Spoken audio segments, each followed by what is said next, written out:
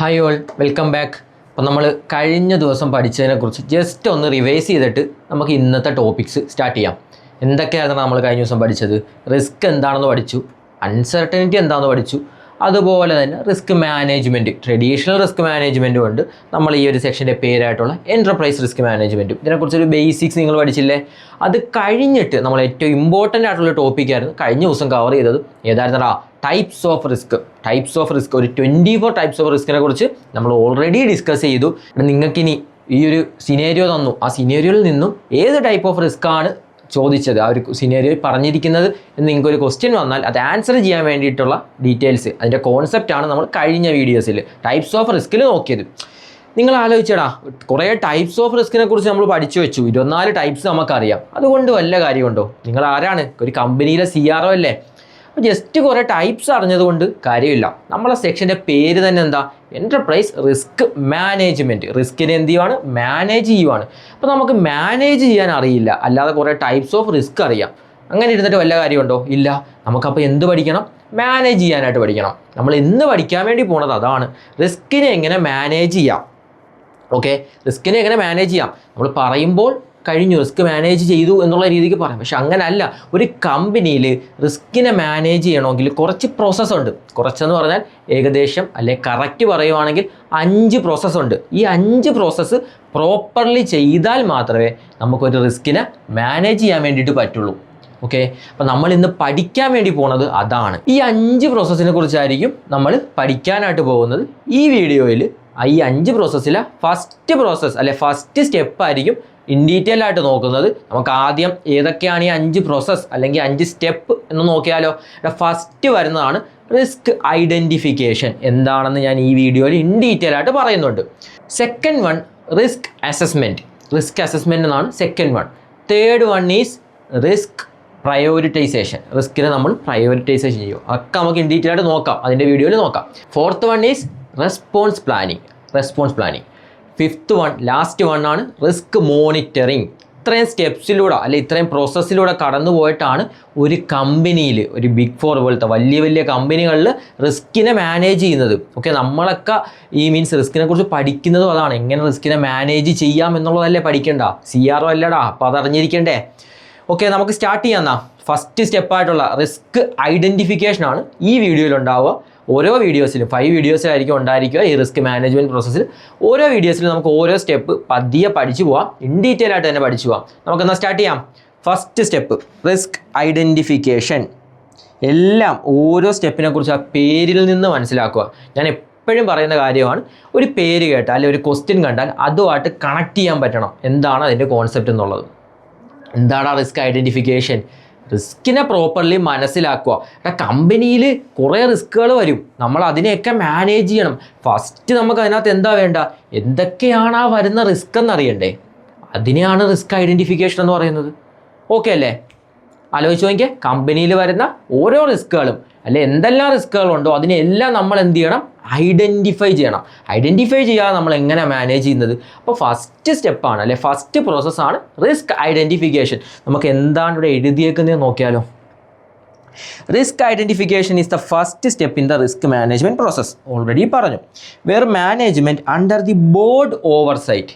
മാനേജ്മെൻറ്റിന് ആരാണ് അവിടെ ഓവർസൈറ്റ് ചെയ്യുന്നത്? അല്ലെ ബോർഡ് ഓഫ് ഡയറക്ടേഴ്സിൻ്റെ മേൽനോട്ടത്തിലായിരിക്കും ഈ റിസ്ക് ഐഡൻറ്റിഫിക്കേഷൻ പ്രോസസ്സ് നടക്കുക. അല്ലെങ്കിൽ റിസ്ക് മാനേജ്മെൻറ്റ് പ്രോസസ്സ് ഫുള്ളായിട്ട് നടക്കുന്നത് ആരുടെ ഇതിലായിരിക്കും? Board means board of directors. അവരായിരിക്കും റെസ്പോൺസിബിലിറ്റി, അവരായിരിക്കും ഹെഡ് വരുന്നത്. ഈ CROയുടെയൊക്കെ ഹെഡ് വരുന്നത് ആരാണ്? ബോർഡ് ഓഫ് ഡയറക്ടേഴ്സ് ആണ്. അവരുടെ അണ്ടറിൽ വരുന്നതാണ് ഈ മാനേജ്മെൻറ്റ്സ് ആണ് ഈ കാര്യങ്ങൾ ചെയ്യുന്നത്.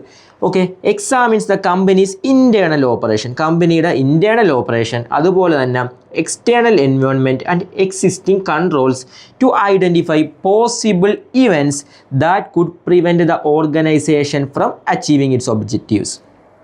റിസ്കിനെ കുറിച്ച് എന്താണ് പറഞ്ഞത്? നമ്മൾ ഒബ്ജക്റ്റീവ് അച്ചീവ് ചെയ്യുന്നതിൽ തടയുന്ന എന്തോ ഒരു ഇവൻറ്റ് അല്ലെങ്കിൽ ഒരു ആക്ഷനെയാണ് റിസ്ക് എന്ന് പറയുന്നത്.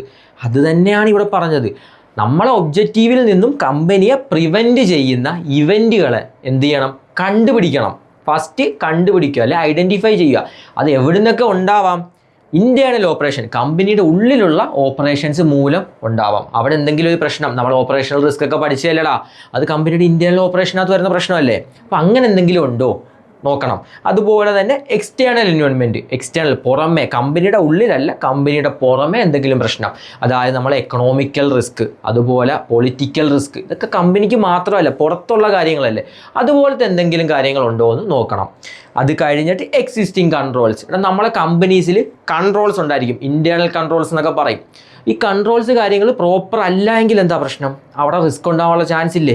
അപ്പം എക്സിസ്റ്റിംഗ് കൺട്രോൾസ് ഓക്കെ ആണോ എന്ന് നോക്കണം. അവിടെ എന്തെങ്കിലും ഇവൻറ്റ്സ് നടക്കുന്നുണ്ടോ, എന്തിനു വേണ്ടിയിട്ടുള്ള ഇവൻറ്റ്സ്, നമ്മൾ ഒബ്ജക്റ്റീവ് അച്ചീവ് ചെയ്യുന്നതിൽ നിന്നും നമ്മളെ തടയുന്ന ഇവൻറ്റ്സ് നടക്കുന്നുണ്ടോ, ഇത്രയും കാര്യങ്ങൾ നോക്കി റിസ്കിനെ നമ്മൾ എന്ത് ചെയ്യണം, ഐഡൻറ്റിഫൈ ചെയ്യണം. ഐഡൻറ്റിഫൈ ചെയ്യുന്നത് എങ്ങനെയാണ് എന്നാണ് ഈ ഒരു പാരഗ്രാഫിൽ പറഞ്ഞിരിക്കുന്നത്. ഓക്കെ അല്ലേ. അടുത്ത പാരഗ്രാഫ് നോക്കിയാലോ. This process should occur at all organisation level, കമ്പനിയുടെ ഓർഗനൈസേഷനിലുള്ള എല്ലാ ലെവൽസിലും, മീൻസ് ഓരോ ഡിപ്പാർട്ട്മെൻറ്റ്സ് ആയാലും എല്ലാ സ്ഥലങ്ങളിലും ഇത് നടക്കണം, അല്ലാതെ എങ്ങും മിസ്സായി പോകാൻ വേണ്ടി പാടില്ല. അതിനാണ് എൻ്റർപ്രൈസ് റിസ്ക് മാനേജ്മെൻറ്റ് യൂസ് ചെയ്യുന്നത്. മറ്റേതാകുമ്പോൾ ഓരോന്നിനും സെപ്പറേറ്റ് നോക്കും. ട്രഡീഷണൽ എൻ്റർപ്രൈസ് ആകുമ്പോൾ ഒരു ഓർഗനൈസേഷൻ ഫുള്ളായിട്ട് നോക്കും, ഒന്നും മിസ്സാവാതെ എല്ലാം നമുക്ക് കവർ ചെയ്യാൻ വേണ്ടി പറ്റും. Okay. With inputs from key employees in areas like operation, finance, IT, management etcetera. എടാ ഇപ്പോൾ ഓപ്പറേഷൻ ലെവലിൽ വരുന്ന അല്ലെങ്കിൽ ഓപ്പറേഷൻസ് റിസ്ക് ആർക്കാണ് പെട്ടെന്ന് മനസ്സിലാവുന്നത്, ആ ഓപ്പറേഷൻസിൽ വർക്ക് ചെയ്യുന്ന കീ എംപ്ലോയീസിന് പെട്ടെന്ന് മനസ്സിലാവും. ഓക്കെ, അവർക്ക് അറിയാൻ വേണ്ടി പറ്റും, കാരണം അവരാണ് അതുമായിട്ട് കൂടുതൽ, മാനേജ്മെൻറ്റ് ഓവർസൈറ്റ് ചെയ്യുന്നുണ്ട് അല്ലെ നോക്കുന്നുണ്ട്, പക്ഷേ ഈ കാര്യങ്ങളൊക്കെ ചെയ്യുന്ന ആരാ, അവിടുത്തെ എംപ്ലോയീസ് അല്ലേ. അപ്പോൾ ഓപ്പറേഷണൽ റിസ്കിൽ വർക്ക് ചെയ്യുന്ന എംപ്ലോയീസിന് മനസ്സിലാവും. അതുപോലെ തന്നെ ഫൈനാൻസ് റിലേറ്റഡ് ആയിട്ടുള്ള റിസ്ക് ആരാ, ഫൈനാൻസിൽ വർക്ക് ചെയ്യുന്ന എംപ്ലോയീസിന് മനസ്സിലാവും. IT വർക്ക് ചെയ്യുന്ന എംപ്ലോയീസിന് മനസ്സിലാവും. മാനേജ്മെൻറ്റ് ആണെങ്കിൽ മാനേജ്മെൻറ്റ് ലെവലിൽ വരുന്ന റിസ്ക് ആണെങ്കിൽ അത് മാനേജ്മെൻറ്റിനെ മനസ്സിലാവത്തുള്ളൂ. അപ്പം അതിൻ്റെ ഇൻപുട്സ് എവിടെ നിന്നാണ് കിട്ടുന്നത്, ഈ പറഞ്ഞ കീ എംപ്ലോയീസിൻ്റെ കയ്യിൽ നിന്നാണ്. അവർക്കറിയാൻ വേണ്ടി പറ്റും അവിടെ റിസ്ക് ഉണ്ടോ എന്നുള്ളത്. ഓക്കെ, അപ്പോൾ റിസ്ക് ഐഡൻറ്റിഫൈ ചെയ്യുന്നത് ഈ എംപ്ലോയീസ് ത്രൂ ആയിരിക്കും. അതൊരു ഏറ്റവും വലിയ കാര്യമാണ്. മീൻസ് ഞാനിപ്പോൾ ഒരു കമ്പനിയുടെ CRO ആണ്, എനിക്കറിയാൻ വേണ്ടി പറ്റും എവിടെയൊക്കെ എന്തൊക്കെ റിസ്ക് ഉണ്ടെന്ന്. ഇല്ല, ഞാൻ എന്താ ചെയ്യുന്നത്, ഓരോരുത്തരോടും ചോദിച്ചാൽ, അല്ലെങ്കിൽ ഓരോ ഡിപ്പാർട്ട്മെൻറ്റിലും അവിടെ വർക്ക് ചെയ്യുന്ന ആളുകളുമായിട്ട് കണക്ട് ചെയ്തിട്ടായിരിക്കും റിസ്കുകളെയൊക്കെ ഐഡൻറ്റിഫൈ ചെയ്യുന്നത്. അതാണ് ആ ഒരു പോയിന്റിൽ പറഞ്ഞേക്കുന്നത്. The goal is to identify risk that have a reasonable chance of occurring and affecting operations in the near future. എന്തിനാ, മീൻസ് നമ്മൾ ഈ റിസ്ക് ഐഡൻറ്റിഫൈ ചെയ്യുന്നത് എന്തിനാ, നമ്മൾ പ്രോപ്പർലി ഐഡൻറ്റിഫൈ ചെയ്യും റിസ്കിനെ. എന്തിനു വേണ്ടിയിട്ട്, റീസണബിൾ ചാൻസ് ഓഫ് ഒക്കറിങ്, ഈ ഒരു റിസ്ക് നടക്കാനുള്ള സാധ്യത ഉണ്ടോ എന്നാണ് നമ്മൾ ഐഡൻറ്റിഫൈ ചെയ്യുന്നത്. ഇപ്പോൾ ഒരു റിസ്ക് മീൻസ് ഒരു ഓപ്പറേഷണൽ റിസ്ക്, നമ്മൾ പക്കായിട്ട് പോകുന്ന ഓപ്പറേഷണൽ റിസ്ക്കാണ്, അവിടെ ആ ഒരു ഓപ്പറേഷണൽ റിസ്ക് ഉണ്ടാവാനുള്ള ചാൻസ് ഭയങ്കര കുറവാണ്. അപ്പോൾ അതിനെ നമ്മൾ ഐഡൻറ്റിഫൈ ചെയ്യേണ്ട കാര്യമുണ്ട്. ഇല്ല, നമ്മൾ ഐഡൻറ്റിഫൈ ചെയ്യേണ്ട ഏതിനെയാണ്, ചാൻസ് കൂടെ നോക്കണം, എത്രത്തോളം നടക്കാനുള്ള ചാൻസ് ഉണ്ട്, അത് നോക്കിയിട്ട് വേണം നമ്മൾ റിസ്കിനെ ഐഡൻറ്റിഫൈ ചെയ്യാനായിട്ട്. അതുപോലെ തന്നെ ഇത് ഫ്യൂച്ചറിൽ നമ്മളെ അഫക്റ്റ് ചെയ്യുമെന്ന് നോക്കണ്ടേടാ. ഇപ്പോൾ ഒരു റിസ്ക് എന്ന് പറഞ്ഞാൽ തന്നെ അതല്ലേ, നമ്മൾ ഒബ്ജക്റ്റീവിനെ അച്ചീവ് ചെയ്യുന്നതിൽ നിന്ന് തടയുക, ഒരു തടസ്സം ഉണ്ടാക്കുക, അല്ലെങ്കിൽ എന്തെങ്കിലും ഒരു പ്രശ്നം ഉണ്ടാക്കുക. ഓക്കെ, അല്ലെങ്കിൽ അഫക്റ്റ് ചെയ്യുക നമ്മൾ ഓപ്പറേഷനെ. അപ്പോൾ അതിനെയല്ല റിസ്ക് എന്ന് പറയുന്നത്. അപ്പോൾ അത് നമ്മളെ ഫ്യൂച്ചറിൽ അഫക്റ്റ് ചെയ്യുമോ എന്ന് കൂടെ നോക്കണം, എന്നാലേ നമുക്ക് അതിനെ റിസ്ക് എന്ന് പോലും പറയാൻ വേണ്ടി പറ്റുള്ളൂ. അപ്പോഴല്ലേ നമുക്ക് ഐഡൻറ്റിഫൈ ചെയ്തെന്ന് പറയാൻ വേണ്ടി പറ്റുള്ളൂ. അതാണ് ആ ഒരു സെൻറ്റൻസിൽ പറഞ്ഞത്. റിസ്ക് ഐഡൻറ്റിഫിക്കേഷൻ എന്താണെന്ന് മനസ്സിലായില്ലേ. ഇനി നമുക്ക് ഇവൻറ്റ്സ് എന്നൊക്കെ പറഞ്ഞു, കുറച്ച് ഇവൻറ്റ്സ് ഉണ്ട്, എക്സ്റ്റേണൽ ഉണ്ട്, ഇന്റേണൽ ഉണ്ട്. അത് എന്തൊക്കെയാണ് പറയുന്നത് ജസ്റ്റ് ഒന്ന് നോക്കാം. ഇന്റേണൽ ഇവൻറ്റ്സ്, ക്യാപിറ്റൽ ഇൻവെസ്റ്റ്മെൻറ്റ് എങ്ങനെ റിസ്ക് ആവുന്നത്, നമ്മൾ ഇൻവെസ്റ്റ് ചെയ്യുന്ന ടൈമിൽ നമ്മുടെ സ്ട്രാറ്റജി മാറിപ്പോയി, അല്ലെങ്കിൽ നമ്മളെ കമ്പനിക്ക് ഉള്ളിൽ തന്നെ വർക്കിംഗ് ക്യാപിറ്റൽ ഇൻവെസ്റ്റ്മെൻറ്റ് ചെയ്തു, നമ്മൾ ഒരുപാട് പൈസ കൊണ്ട് അങ്ങ് ഇട്ട് വെച്ചു, അവിടെ പ്രശ്നമല്ലേ, റിസ്ക് അല്ലേ. നമ്മൾ ഒരുപാട് പൈസ വർക്കിംഗ് ക്യാപിറ്റലിൽ കിടക്കുവാണ്, നമുക്ക് പ്രോപ്പർ പൈസ ഇല്ലാതായി പോകാം, അങ്ങനത്തെ പല പ്രശ്നങ്ങളുണ്ടാവാം. അതുപോലെ തന്നെ ടെക്നോളജിക്കൽ റിസ്ക്, നമ്മളെ കമ്പനിയുടെ അകത്തെ വർക്കിംഗ് എല്ലാവരും ലേബർ ഓറിയൻറ്റഡ് ആയിട്ട് വർക്ക് ചെയ്തുകൊണ്ടിരിക്കുമായിരുന്നു. പെട്ടെന്ന് ഒരു ദിവസം ആർക്കും അറിയാത്തൊരു മെഷീൻ, ആ കമ്പനിയിൽ പ്രോപ്പർലി അറിയാത്തൊരു മെഷീൻ മാനേജ്മെൻറ്റ് കൊണ്ട് വെച്ചു. എന്താ, ടെക്നോളജി ഫുള്ളി മാറി. ഓക്കെ, അപ്പോൾ അവിടെ ഒരു റിസ്ക് ഇല്ലടാ. അപ്പോൾ ഇന്റേണലി ടെക്നോളജിക്കൽ റിസ്ക് ഉണ്ടാവാൻ സാധ്യതയുണ്ട്. എംപ്ലോയി ഫ്രോഡ് കാണിച്ചു. ഇപ്പോൾ ഓപ്പറേഷൻ ഡിപ്പാർട്ട്മെൻറ്റിൽ വർക്ക് ചെയ്യുന്ന ഒരു എംപ്ലോയി റോ മെറ്റീരിയൽ മീൻസ് പതിയെ അടിച്ചു മാറ്റിക്കൊണ്ടിരുന്നു, അത് ഓപ്പറേഷനെ ബാധിക്കില്ല. അതൊരു ഓപ്പറേഷണൽ റിസ്ക് അല്ലേടാ. എംപ്ലോയി ഫ്രോഡ് കാരണം ആ ഒരു ഓപ്പറേഷനെ ബാധിച്ചു, അങ്ങനെ ഉണ്ടാവാം, ഇന്റേണൽ റിസ്ക് അല്ലേ അത്. പിന്നെ അതുപോലെ തന്നെ ലോസ് ഓഫ് കീ പേഴ്സണൽ, കമ്പനിയുടെ ഏറ്റവും മെയിനായിട്ടൊരു എംപ്ലോയി ഉണ്ടായിരുന്നു. ആ എംപ്ലോയി ആ ഒരു കമ്പനിയുടെ ക്രൗൺ ജുവലാണ്. ക്രൗൺ ജുവൽ എന്ന് പറഞ്ഞാൽ എന്താണ്, ഒരു കമ്പനിയുടെ മെയിൻ എംപ്ലോയിയാണ്. പുള്ളിയെ വിട്ടുകൊടുക്കാൻ ഒരിക്കലും ആ കമ്പനി സംഭവിക്കില്ല. ആ ഒരു എംപ്ലോയി എന്ത് ചെയ്തു, മരിച്ചുപോയി, പെട്ടെന്നൊരു ആക്സിഡൻറ്റ് സംഭവിച്ച് മരിച്ചുപോയി. കമ്പനിയുടെ ഓപ്പറേഷനെ ബാധിക്കും. അതൊരു ഓപ്പറേഷണൽ റിസ്ക് ആണ്. മനസ്സിലായില്ല? അപ്പോൾ ഇതൊക്കെ ഇൻറ്റേർണലി ഈവൻസ് ആണ്. എന്ത് ഈവൻസാണ്? ഒബ്ജക്റ്റീവ് അച്ചീവ് ചെയ്യുന്നതിൽ നിന്നും നമ്മളെ തടയുന്ന അല്ലെ അഫക്റ്റ് ചെയ്യുന്ന ഈവൻസ് ആണ് ഈ പറഞ്ഞത് ഇൻറ്റേർണൽ. അതേപോലെ എക്സ്റ്റേണൽ പറഞ്ഞിട്ടുണ്ട്. നോക്കാം എക്സ്റ്റേണൽ ഈവൻസ് ഏതൊക്കെയാണ്? എക്കണോമിക് ഡൗൺ ടേൺസ്, മീൻസ് നമ്മളെ മാർക്കറ്റ് മൊത്തം എക്കണോമിക്കലി അല്ലെങ്കിൽ നമ്മുടെ രാജ്യം മൊത്തം എക്കണോമിക്കലി ഭയങ്കര മോശമാണ്. സ്വാഭാവികമായിട്ട് നമ്മുടെ ബിസിനസ് നടക്കും. അതുപോലെ പൈസ ഉണ്ടെങ്കിലല്ലേ നമ്മൾ സാധനം വാങ്ങുള്ളൂ. പൈസ ഇല്ല, ബിസിനസ് നടക്കില്ല. ഓക്കെ, അവിടെ ഒരു പ്രശ്നമുണ്ട്. അതുപോലെ തന്നെ വരുന്നതാണ് നാച്ചുറൽ ഡിസാസ്റ്റേഴ്സ്. അത് കമ്പനിയുടെ ഇന്ത്യയിൽ നടക്കുന്നതാണോ? അല്ല, പുറമേ നടക്കുന്നതാണ്. പെട്ടെന്ന് ഒരു വെള്ളപ്പൊക്കം വന്ന് കമ്പനി മൊത്തം പോയി, നമ്മളെ മൊത്തം ബിസിനസ് പോവും. റിസ്ക് അല്ലേ? ഓക്കെ, അതുപോലെ തന്നെ പൊളിറ്റിക്കൽ ഓർ റെഗുലേറ്ററി ചേഞ്ചസ്, കമ്പനിയുടെ ഉള്ളിലുള്ളതാണ്. നമ്മുടെ രാജ്യത്തെ നിയമം പെട്ടെന്ന് മാറ്റി, അല്ലെങ്കിൽ ടാക്സ് കുറേ അങ്ങ് അടിച്ചു വെച്ച് തന്നു ഗവൺമെൻറ്, നമ്മളുടെ ബിസിനസ്സിനെ ബാധിക്കില്ലേ? റിസ്ക് ആണ്. And social or technological shift. ഇപ്പം നമ്മൾ നേരത്തെ ഇൻറ്റേർണലി ടെക്നോളജി ഷിഫ്റ്റ് എങ്ങനെയാണെന്ന് പറഞ്ഞു. ഇനിയിപ്പം നമുക്ക് എക്സ്റ്റേണലി നോക്കാം.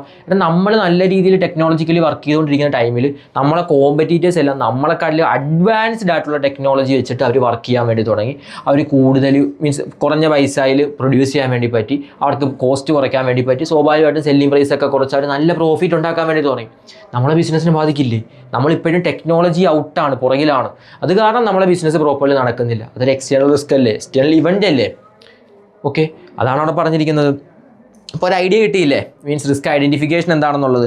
ഇനി നമുക്ക് ഈ ഇവൻറ്റുകൾ ഐഡൻറ്റിഫൈ ചെയ്യാനായിട്ട് കുറച്ച് ടെക്നിക്സ് ഉണ്ട്. മീൻസ് എങ്ങനെ നമുക്ക് റിസ്ക്കുകൾ ഐഡൻറ്റിഫൈ ചെയ്യാം. നിങ്ങളൊരു CRO ആണ്, നിങ്ങൾ എങ്ങനെ റിസ്ക്കുകൾ ഐഡൻറ്റിഫൈ ചെയ്യാം? നമുക്ക് കുറച്ച് ടെക്നിക്സുകളുണ്ട്. അത് ഓരോന്നായിട്ട് നോക്കാം.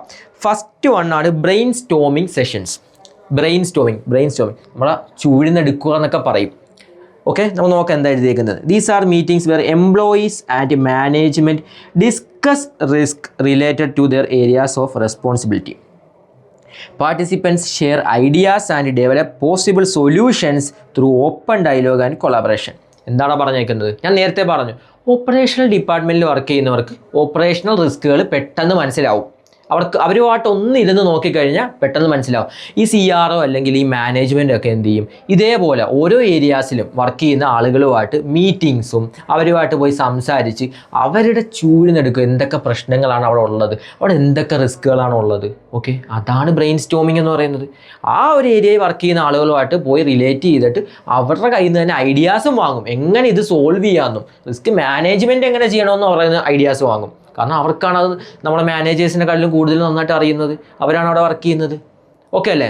അതാണ് ബ്രെയിൻ സ്റ്റോമിംഗ് സെഷൻസ്. ഇനി വരുന്ന 2 ടേമാണ് event inventories are detailed risk of potential risk events that are common within a specific industry or business process. എന്താ പറഞ്ഞിരിക്കുന്ന? നമ്മളെ ബിസിനസ് ഇപ്പോൾ നടക്കുന്ന ഒരു സ്റ്റീൽ ഇൻഡസ്ട്രിയിലാണ് വർക്ക് ചെയ്യുന്നത്. അപ്പം നമ്മളെപ്പോലെ പലരുണ്ടായിരിക്കുമല്ലോ ആ ഇൻഡസ്ട്രിയിൽ. അപ്പോൾ ഒന്നെങ്കിൽ ഇവർക്ക് വരാൻ സാധ്യതയുള്ള കോമൺ ആയിട്ട് ഈ ഒരു സ്റ്റീൽ ഇൻഡസ്ട്രിയിൽ വരുന്ന റിസ്ക്, എക്കണോമിക് റിസ്ക് വരാം. പെട്ടെന്ന് മീൻസ് ആളുകളുടെ പൈസ കുറഞ്ഞ സ്റ്റീലൊക്കെ വാങ്ങിക്കൽ പെട്ടെന്ന് ബാധിക്കും. ഓക്കെ, അപ്പോൾ എക്കണോമിക് റിസ്ക് വരാം. അപ്പോൾ അത് കോമൺ ആയിട്ട് വരാൻ ചാൻസ് ഉള്ള കുറേ റിസ്ക്കുകളില്ലേ? ഒന്നെങ്കിൽ എന്താണ് ആ ഒരു ഇൻഡസ്ട്രിയിൽ അല്ലെങ്കിൽ നമ്മളത് പോലത്തെ ബിസിനസ്സുകൾക്ക് വരാൻ വരണമെന്നില്ല, കോമൺലി വരാൻ സാധ്യതയുള്ള റിസ്ക്കുകളില്ലേ?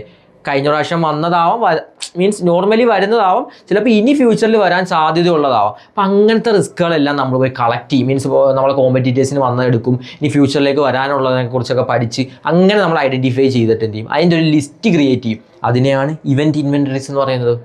ഓക്കെ, കോമൺലി ഈ വാക്കാണ് ഏറ്റവും മെയിൻ. കാരണം ലോസ് ഇവൻറ്റ് ഡേറ്റയും ഇതുമായിട്ട് ചെറിയ റിലേഷനുണ്ട്, വ്യത്യാസം പറഞ്ഞുതരാം. അപ്പോൾ ഈ വാക്കാണ് ഏറ്റവും ഇമ്പോർട്ടൻറ്റ്.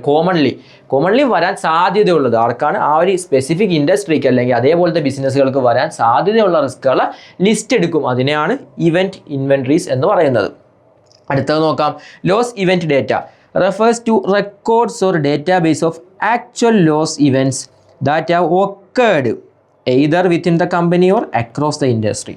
നേരത്തെ ഞാൻ പറഞ്ഞത് വരാതിരിക്കാം ചാൻസ് ഉള്ളതിന്, മീൻസ് കോമൺലി വരാം ചാൻസ് ഉള്ളതിനെയല്ല നമ്മൾ എന്ത് പറയുന്നത് ഇവൻറ്റ് ഇൻവെൻട്രീസ് എന്ന് പറയുന്നത്. ഇവിടെ അതല്ല, ഇവിടെ ഓൾറെഡി സംഭവിച്ചത് മാത്രമേ ഉണ്ടാവുള്ളൂ. ഇപ്പം നമ്മളെ ബിസിനസ്സിൽ കഴിഞ്ഞ വർഷം ഉണ്ടായ റിസ്ക്കുകൾ നമുക്ക് ഈ പ്രാവശ്യം പെട്ടെന്ന് identify ചെയ്തുകൂടെ?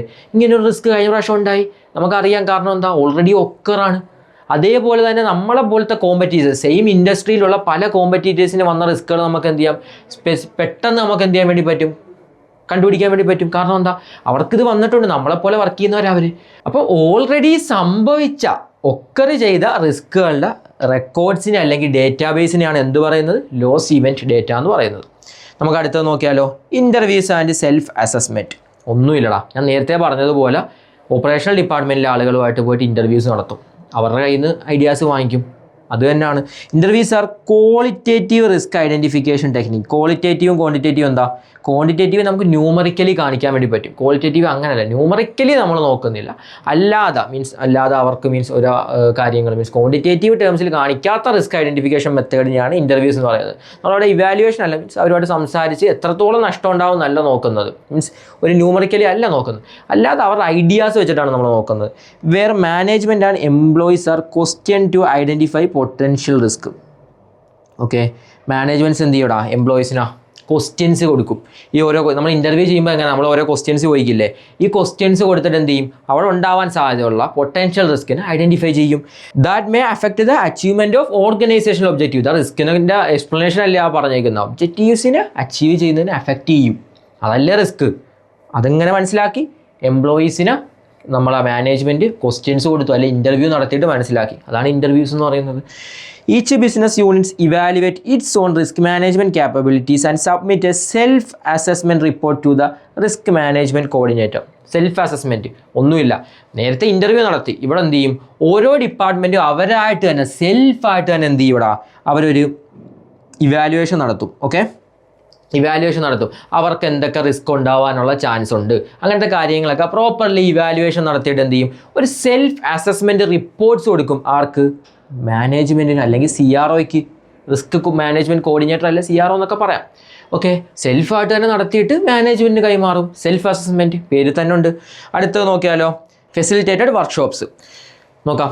Facilitated workshops are structured discussion led by a facilitator to identify events that could impact the organisational objectives. ഇവിടെ ഒന്നുമില്ല, നേരത്തെ നമ്മൾ ഓരോരുത്തരെയൊക്കെ വെച്ചല്ലേ നോക്കി, ഇവിടെ ഒരു വർക്ക്ഷോപ്പ് നടത്തും. എന്തിനാ? റിസ്കിനെ മനസ്സിലാക്കാൻ വേണ്ടിയിട്ട് തന്നെ. ഇപ്പോൾ ഒരു ഓർഗനൈസേഷനിൽ ഫുള്ളായിട്ട് നടത്താം, അല്ല എങ്കിൽ ഓരോ ഡിപ്പാർട്ട്മെൻറ്റ് വൈസായിട്ട് നടത്താം. അവിടെ ഇതിനെ ലീഡ് ചെയ്യുന്ന ഒരാളുണ്ടായിരിക്കും, ആളെയാണ് ഫെസിലിറ്റേറ്റർ എന്ന് പറയുന്നത്. ഒരു വർക്ക്ഷോപ്പ് കണ്ടക്ട് ചെയ്തിട്ട് അവരുമായിട്ട് സംസാരിച്ച് എല്ലാവരെയും കൂടെ ഒന്നിച്ചിരുത്തി ഇൻട്രാക്ട് ചെയ്ത് അവിടെ എന്തൊക്കെ റിസ്ക് ഉണ്ടെന്ന് മനസ്സിലാക്കുക. അതാണ് ഫെസിലിറ്റേറ്റഡ് വർക്ക്ഷോപ്പ് എന്ന് പറയുന്നത്. These sections can focus on whole organization or a specific department to find the most critical risk. Okay, ഇത് ഓർഗനൈസേഷൻ ഫുള്ളായിട്ട് നടത്താം, ഫുള്ളായിട്ടൊരു വർക്ക്ഷോപ്പ് നടത്താം. അല്ലെങ്കിൽ വലിയ വലിയ ബിസിനസ്സുകളാണെങ്കിൽ ആളുകളെല്ലാം വിളിച്ചിരുന്ന് നടത്തുന്ന ആലോചിച്ച് നോക്കുക, ഭയങ്കര വലുതായിരിക്കും. അപ്പോൾ ആളുകൾ ആൻസേഴ്സ് അവരുടെ ഭാഗത്തു നിന്നുള്ള റെസ്പോൺസ് കിട്ടാതെ വരും, നമുക്ക് പ്രോപ്പർലി റെസ്പോൺസ് കളക്ട് ചെയ്യാൻ പറ്റാതൊക്കെ വരും. അപ്പോൾ അങ്ങനെയൊക്കെ വരുമ്പോഴൊക്കെ എന്ത് ചെയ്യും, ഓരോ ഡിപ്പാർട്ട്മെൻറ്റ് വൈസായിട്ട് നടത്തും. അപ്പോൾ എങ്ങനെ വേണമെങ്കിലും വർക്ക്ഷോപ്പ്സ് കണ്ടക്ട് ചെയ്യാം, ഡിപ്പാർട്ട്മെൻറ്റ് വൈസായിട്ടോ യൂണിറ്റ് വൈസായിട്ടോ അല്ലെങ്കിൽ വർക്കിംഗ് അവേഴ്സ് വെച്ച് പല രീതിക്ക് നമുക്ക് നോക്കിയിട്ട് എന്ത് ചെയ്യാൻ വേണ്ടി പറ്റും, വർക്ക്ഷോപ്പ്സ് നടത്താൻ വേണ്ടി പറ്റും. എക്സാമ്പിളാണ് പറഞ്ഞേക്കുന്നത്, an operational manager might hold a workshop with the production and maintenance teams to identify risks such as equipment failure, supply delay or safety hazards. നേരത്തെ ഓരോരുത്തരും നടത്തി, അതിന് പകരം ഇവിടെ ഒരു ഓപ്പറേഷൻ മാനേജർ എന്താണ് വർക്ക്ഷോപ്പ് കണ്ടക്ട് ചെയ്തേക്കുക, ആരെയൊക്കെ വെച്ചിട്ട് പ്രൊഡക്ഷനും മെയിൻ്റനൻസ് ടീമിനെയും. പ്രൊഡക്ഷനും മെയിൻ്റനൻസ് ടീമല്ല ആ ഒരു ആ ഒരു ഓപ്പറേഷനിൽ മെയിൻലി വർക്ക് ചെയ്യുന്നവർ, കാരണം അവരാണ് പ്രൊഡ്യൂസ് ചെയ്യുന്നത്, അവരാണ് പ്രോപ്പർലി മെയിൻ്റനൻസ് നടത്തുന്നത്. അവരെ വിളിച്ചിട്ട് ചോദിക്കുവാണ് എക്യുപ്മെൻറ്റിൽ ഫെയിലിയർ എന്തെങ്കിലും ഉണ്ടോ, അതേപോലെ സപ്ലൈയിൽ ഡിലേ ഉണ്ടാവുന്നുണ്ടോ, അതുപോലെ എന്തെങ്കിലും സേഫ്റ്റി പ്രശ്നങ്ങളുണ്ടോ, അങ്ങനത്തെ കാര്യങ്ങൾ, അവിടെ എന്തെങ്കിലും റിസ്ക്കുകളുണ്ടോ, ആ കാര്യങ്ങളൊക്കെ അവരുമായിട്ട് കൂടി ഇരുത്തിയിട്ട് ഒരു വർക്ക്ഷോപ്പ് കണ്ടക്ട് ചെയ്ത് ഐഡൻറ്റിഫൈ ചെയ്യുക. എന്തിനാ? റിസ്കിനാ. അതാണ് ഫെസിലിറ്റേറ്റഡ് വർക്ക്ഷോപ്പ് വരുന്നത്. ഓക്കെ, അടുത്തത് വരുന്നത് SWOT അനാലിസിസ് ആണ്. SWOT അനാലിസിസ് നിങ്ങൾ കേട്ടിട്ടുണ്ടായിരിക്കും, വേറൊന്നുമില്ല, സ്ട്രെങ്ത്, വീക്ക്നെസ്, ഓപ്പർച്യൂണിറ്റി, ത്രെട്ട്. ഇത്രയും കാര്യങ്ങൾ ഒരു കമ്പനിയിൽ ഉണ്ടാവാൻ സാധ്യതയുള്ളതാണ്. ഇതിനെയൊക്കെ നോക്കിയിട്ട് റിസ്കിനെ എങ്ങനെ ഐഡൻറ്റിഫൈ ചെയ്യാം നമ്മൾ നോക്കുവാണ്. നമ്മളെ സ്ട്രെങ്ത് എന്താണ്, കമ്പനിയുടെ സ്ട്രെങ്ത് എന്താണ് നോക്കാം. അതേപോലെ വീക്ക്നെസ് എന്താണ് കമ്പനിയുടെ, ഓപ്പർച്യൂണിറ്റീസ് എന്താണുള്ളത്, ത്രെഡ്സ് എന്താണുള്ളത്, ഇതാണ് എങ്ങനെ റിസ്ക്കുകൾ ഐഡൻറ്റിഫൈ ചെയ്യാം. ഈ സ്ട്രെങ്തും വീക്ക്നെസ്സും കമ്പനിയുടെ ഇൻറ്റേർണലാണ്, കമ്പനിക്ക് അകത്തുള്ള കാര്യമില്ല. സ്ട്രെങ്ത് കമ്പനി ഇൻറ്റേർണലി എത്ര സ്ട്രെങ്ത് ഉണ്ട് അതല്ലേ നോക്കുന്നത്. കമ്പനിയുടെ വീക്ക്നെസ്, കമ്പനി ഇൻറ്റേർണലി എത്ര വീക്കാണ്, പ്രൊഡക്ഷൻ നടക്കുന്നില്ലേ, എന്തൊക്കെ പ്രശ്നങ്ങളുണ്ട്. അപ്പോൾ ഇത് രണ്ടും ഇൻറ്റേർണലിയാണ്. ഓക്കെ, അതുപോലെ ഓപ്പർച്യൂണിറ്റി, പുറത്ത് എന്തൊക്കെ എക്സ്റ്റേണലിയാണ്, പുറത്ത് എന്തൊക്കെ അവസരങ്ങളുണ്ട്, ഓപ്പർച്യൂണിറ്റി ഉണ്ട്. ത്രെട്ട്, കമ്പനിക്ക് എന്തൊക്കെ പ്രശ്നങ്ങൾ, എന്തൊക്കെ പ്രയാസങ്ങൾ പുറത്തുണ്ട്, ത്രെട്ടുകളുണ്ട്. ഓക്കെ, അപ്പം രണ്ടെണ്ണം ഇൻറ്റേർണലി, രണ്ടെണ്ണം എക്സ്റ്റേണലി. ഇതിൽ രണ്ടിലും നെഗറ്റീവ്സും ഉണ്ട്, പോസിറ്റീവ് ഉണ്ട്. സ്ട്രെങ്ത് എന്ന് പറഞ്ഞാൽ കമ്പനിയുടെ പോസിറ്റീവാണ്, അതേപോലെ ഓപ്പർച്യൂണിറ്റി എന്ന് പറഞ്ഞാൽ കമ്പനിയുടെ പോസിറ്റീവ് അല്ലേ, പോസിറ്റീവായിട്ടുള്ള കാര്യം, കമ്പനിക്ക് ഒരു അവസരമുണ്ട്. അതേപോലെ നിങ്ങൾ മറ്റേത് രണ്ടും ആലോചിച്ച് നോക്കിയാൽ, വീക്ക്നെസ് കമ്പനിയുടെ നെഗറ്റീവാണ്, ത്രെട്ട് നെഗറ്റീവാണ്. അപ്പോൾ ഇൻറ്റേർണലി ഉള്ള പ്രശ്നങ്ങൾ, വീക്ക്നെസ് വരെ നമുക്ക് മനസ്സിലായിക്കൂടെ. അപ്പോൾ അതിലൂടെ നമുക്ക് റിസ്കിനെ ഐഡൻറ്റിഫൈ ചെയ്തുകൂടെ. ഓക്കെ, ഇൻറ്റേർണലി ഉള്ള പ്രശ്നങ്ങൾ വീക്ക്നെസ് വരും നമുക്ക് മനസ്സിലാവും. അപ്പോൾ അത് നമ്മൾ റിസ്ക് അല്ലേ, ഒബ്ജക്റ്റീവ്സ് അച്ചീവ് ചെയ്യുന്നത് തടയുന്നതല്ലേ വീക്ക്നെസ്. അത് തന്നെയല്ലേ റിസ്കിനെ നമുക്ക് കണക്ട് ചെയ്യാൻ വേണ്ടി പറ്റില്ല വീക്ക്നെസ് വെച്ചിട്ട്. അതാണ് ഇവിടെ പറഞ്ഞേക്കുന്നത്. അതുപോലെ പുറമേ ഉള്ള ത്രെട്ടുകൾ നമുക്ക് മനസ്സിലാക്കിയാൽ നമ്മളെ റിസ്ക്കുകൾ നമുക്ക് മനസ്സിലാക്കാൻ വേണ്ടി പറ്റില്ലേ. ഇപ്പോൾ ഒരു ത്രെട്ട്, ഒരു കോമ്പറ്റീറ്റർ പുതിയ ടെക്നോളജി കൊണ്ടുവരാനുള്ള സാധ്യത ഉണ്ട്, ത്രെട്ടാണ് നമുക്ക്. അപ്പോൾ അവിടെ ഒരു ടെക്നോളജിക്കൽ റിസ്ക് ഉണ്ടെന്ന് നമുക്ക് മനസ്സിലാക്കാം. ഓക്കെ, നമുക്ക് നോക്കാം എന്താ എഴുതിയേക്കുന്നത് എന്നുള്ള. Strength and weakness are internal factors, already പറഞ്ഞു. Such as the company structure, culture, financial position, human resources. ഇതൊക്കെ എന്താണ് കമ്പനിയുടെ സ്ട്രെങ്ത് ആണ്, മീൻസ് സ്ട്രെങ്തിനകത്ത് വരുന്ന കാര്യം. ചിലപ്പോൾ അത് വീക്ക്നെസ്സും ആവാം, ഇന്റേണലി ഉള്ള കാര്യമാണ്. Opportunities and threats are external factors, അത് എക്സ്റ്റേണലി ഉള്ളതാണ്. Often beyond management short time control, മാനേജ്മെന്റിന്റെ കൺട്രോളിന് പുറമേ ഉള്ള കാര്യങ്ങൾ എക്സ്റ്റേണലി സംഭവിക്കുന്നതല്ലേ. സച്ച് ആസ് പൊളിറ്റിക്കൽ, സോഷ്യൽ, എൻവയോൺമെന്റൽ, ഇൻഡസ്ട്രിയൽ റിലേറ്റഡ്. ഇതെല്ലാം മാനേജ്മെന്റ് കൺട്രോൾ ചെയ്യാൻ വേണ്ടി പറ്റും. പുറമേ ഉണ്ടാകുന്ന കാര്യങ്ങൾ, ഇതിൽ നിന്നെല്ലാം നമുക്ക് റിസ്ക് ഉണ്ട്. ഇവിടെ നമുക്ക് എന്താണ് ഓപ്പർച്യൂണിറ്റീസും ഉണ്ടാവും, അതിൽ നിന്നും ത്രെഡ്സും ഉണ്ടാവും. അതിലെ ത്രെഡ്സിനെയാണ് നമുക്ക് റിസ്ക് ആയിട്ട് വരുന്നത്. ഇന്റേണലി ഉള്ള വീക്ക്നെസ് ആണ് നമുക്ക് റിസ്ക് ആയിട്ട് വരുന്നത്. By analysing weakness and threats during strategic planning, organisations can explicitly identify and address potential risk that may affect their objectives. ഇതല്ലേ ഞാൻ പറഞ്ഞത്. വീക്ക്നെസ് നോക്കുമ്പോൾ റിസ്ക് കിട്ടും, ത്രെഡ് നോക്കുമ്പോഴത്തേക്കും റിസ്ക് കിട്ടും. അതെന്താണ്, നമ്മൾ ഒബ്ജക്റ്റീവ്സിനെ അച്ചീവ് ചെയ്യുന്നുണ്ടോ എന്ന് നോക്കിയാൽ റിസ്കിനെ ഐഡന്റിഫൈ ചെയ്തു. ഓക്കെ അല്ലേ. നമുക്ക് അടുത്ത 2 എണ്ണവും കൂടെ ഉണ്ട്, അതുകൂടെ നോക്കിയാൽ നമ്മൾ ഫസ്റ്റ് സ്റ്റെപ്പ് കഴിയും. ഓക്കെ, കുറച്ച് ലെങ്തായോ എന്ന് സംശയമുണ്ട്, ഡീറ്റെയിൽ ആയിട്ട് പറഞ്ഞു വന്നതിൻ്റെ പ്രശ്നമാണ്. സിനേരിയോ അനാലിസിസ് എന്ന് പറഞ്ഞാൽ ഏറ്റവും ഇമ്പോർട്ടൻ്റ് ആയിട്ടുള്ള ടേമാണ്. What if analysis. ഒന്നുമില്ല, ഫ്യൂച്ചറിൽ ഇങ്ങനെ ഒരു കാര്യം നടന്നാൽ അവിടെ റിസ്ക് ഉണ്ടോ ഇല്ലയോ എന്ന് നോക്കും. ഒരു സിനേരിയോ നടന്നാൽ, അതായത് നമ്മളൊരു ടെക്നോളജി കൊണ്ടുവരാൻ വേണ്ടി പോകുക, അല്ലെങ്കിൽ നമ്മളൊരു ഇൻവെസ്റ്റ്മെൻറ്റ് നടത്താൻ വേണ്ടി പോകുക, നമ്മൾ പുതിയൊരു സ്ട്രാറ്റജി എടുക്കാൻ വേണ്ടി പോവാം. ഇത് നടന്നു കഴിഞ്ഞാൽ, മീൻസ് എടുക്കുന്നില്ല, മീൻസ് നമ്മൾ മുൻകൂട്ടി നോക്കുവാണ്, ഈ ഒരു സംഭവം നടന്നാൽ അവിടെ എന്തെങ്കിലും റിസ്ക് ഉണ്ടോ, വാട്ട് ഈഫ് അവിടെ എന്തെങ്കിലും ഉണ്ടോ. ഓക്കെ, അതാണ് സിനേരിയോ അനാലിസിസ് എന്ന് പറയുന്നത്. നമ്മളൊരു സിനേരിയോ ക്രിയേറ്റ് ചെയ്യും. നമുക്ക് നോക്കാം. Scenario analysis a technique that involve asking what if questions to evaluate how different possible events or situations could affect the business. ഒന്നുമില്ല, നമ്മളൊരു സിനേരിയോ ക്രിയേറ്റ് ചെയ്തിട്ട് ആ ഒരു സിനേരിയോ ആക്ച്വലി നടന്നാൽ അവിടെ എന്തൊക്കെ പ്രശ്നങ്ങളുണ്ട്, പോസിബിൾ ഇവൻറ്റ്സ് ഓർ സിറ്റുവേഷൻസ് ഉണ്ട്, എന്തിനു വേണ്ടിയിട്ട് കമ്പനിയുടെ ഒബ്ജക്റ്റീവ്സ് അച്ചീവ് ചെയ്യുന്നതിന് തടയുന്ന എന്തൊക്കെ ഇവൻറ്റ്സ് ഉണ്ടെന്ന് നമുക്ക് ഐഡൻറ്റിഫൈ ചെയ്യാൻ വേണ്ടി പറ്റും. നമ്മളൊരു ഡെമോ എടുത്ത് നോക്കുക എന്നൊക്കെ പറയില്ലല്ലോ, അതുപോലെ തന്നെ. എന്നിട്ട് അവിടെ വാട്ട് ഈഫ് ക്വസ്റ്റ്യൻസ് വെച്ചിട്ട് നമ്മൾ ഇവാലുവേറ്റ് ചെയ്യുന്നു. Managers analyze various scenarios to understand the potential impact of each on operation, finance, strategy. ഇതെല്ലാം നമ്മൾ ഫൈനാൻഷ്യൽ സിനേരിയോ ക്രിയേറ്റ് ചെയ്ത് അവിടെ എന്തെങ്കിലും പ്രശ്നം ഉണ്ടാകും നോക്കാം. ഓപ്പറേഷണൽ സിനേരിയോ ക്രിയേറ്റ് ചെയ്തിട്ട് അവിടെ എന്തെങ്കിലും പ്രശ്നം ഉണ്ടാകും നോക്കാം. അതുപോലെ സ്ട്രാറ്റജിക്കലി നോക്കാം. അങ്ങനെ പല രീതിക്ക് നമുക്ക് നോക്കാം. സിനേരിയോസ് ക്രിയേറ്റ് ചെയ്യും, അവിടെ എന്തെങ്കിലും പ്രശ്നങ്ങളുണ്ടോ, ആ പ്രശ്നങ്ങൾ ഉണ്ടോ എന്ന് നോക്കുന്നത്. വാട്ട് ഈഫ് അവിടെ എന്തെങ്കിലും ഉണ്ടോ എന്നുള്ള ക്വസ്റ്റ്യൻസ് വഴി നമ്മൾ നോക്കുവാണ്. വാട്ട് ഈഫ് അനാലിസിസ് അല്ലെങ്കിൽ സിനേരിയോ അനാലിസിസ് എന്ന് പറയും. ലാസ്റ്റ് വണ്ണാണ് ടെക്നോളജി. ഓക്കെ, ടെക്നോളജി ഞാൻ നേരത്തെ പറഞ്ഞു, ഇൻറ്റേർണലിയും എക്സ്റ്റേണലിയും ടെക്നോളജി എന്ന് പറയുന്ന സംഭവം ഭയങ്കര കണക്റ്റഡാണ്. ഇൻറ്റേർണലിയും ഉണ്ട്, എക്സ്റ്റേണലിയും ഉണ്ട്. നമ്മൾ ടെക്നോളജിക്കല്ലേ ഏറ്റവും വലിയൊരു ടെക്നോളജി അല്ലേ ഇൻ്റർനെറ്റ് എന്നുള്ളത്.